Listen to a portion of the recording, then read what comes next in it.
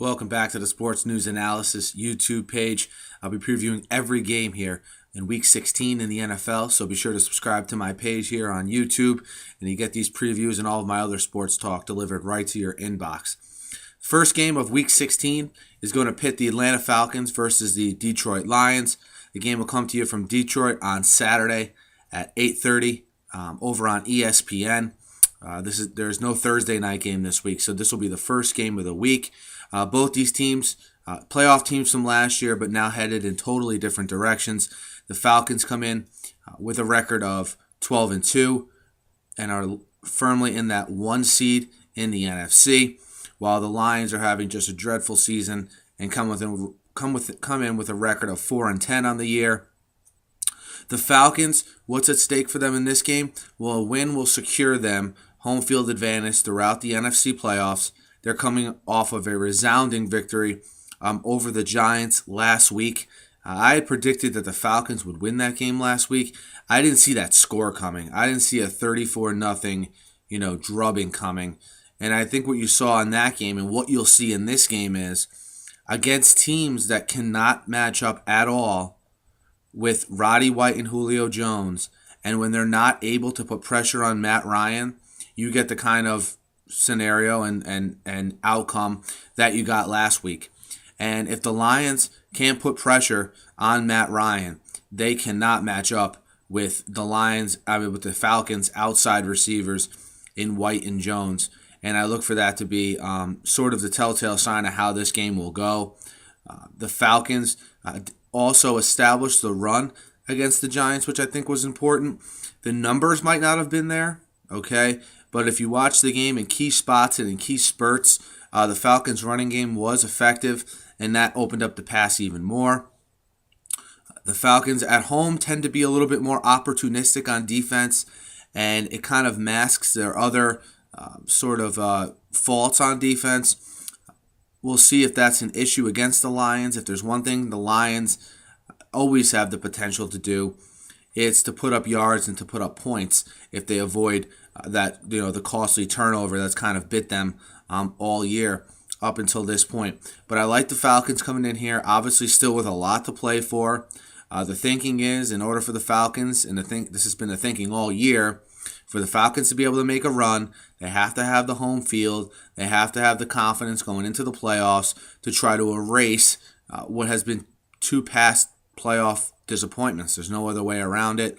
I think these players have been looking forward to that first playoff game. I've been saying that all year here. That's really going to be the barometer of the Falcons season. I look at it from like a Yankee fan point of view, right? The Yankees, regular season, great. But how's our pitching staff look for the postseason, right? That's all you hear. Is our lineup healthy heading into the postseason?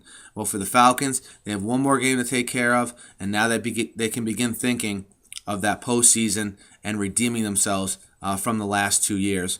As far as the Lions go, look, the Lions, I think one of the most under-the-radar stories of Week 15 was how they let up 38 points to the Cardinals, a Cardinals team that only scored 6 points against the Jets, and then in their Week 14 game, only didn't score any points against the Seahawks. And the Lions go in there and allow 38 points and lose 38-17 to let's face it, a lowly Cardinals team that now actually has a better record than the Lions. The Lions sit at 4-10, and if you saw this coming this year, I certainly didn't. I thought the Lions may take a step back a little bit record-wise because their division is very tough, but I didn't expect a 4-10 sort of debacle type of season. And I think what you're seeing here is, the bad attitudes, the not being held accountable last year. Kind of the other cheek was turned last year, right? Because they were winning. They were winning the close games. They got to 10 wins, made the playoffs, got off to that good start.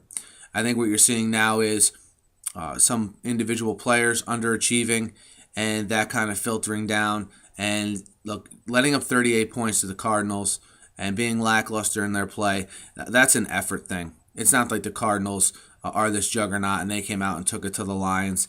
So I kind of worry about the Lions now these last 2 games of the season, and specifically in this game. How do they react? Are they going to play for their coach? We'll see what happens at season's end, but and that the Lions usually exercise some patience. See Matt Millen, who's probably kept around way too long. So I don't know if Jim Schwartz is coaching for his job, being that they made the playoffs last year. But just going forward, what does Jim Schwartz have? He has Stafford. He's locked into Stafford. He has Calvin Johnson, and he's locked into those guys on the defensive line, okay, that they have locked up to long-term deals. Other than that, who on this team is going to earn a spot for next year? And I think that's what you're going to see play out here in the next 2 weeks.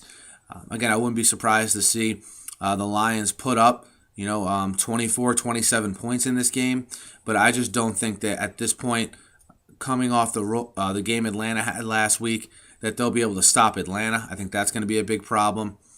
As of now, Atlanta has installed as 4-point favorites on the road in Detroit for Saturday night.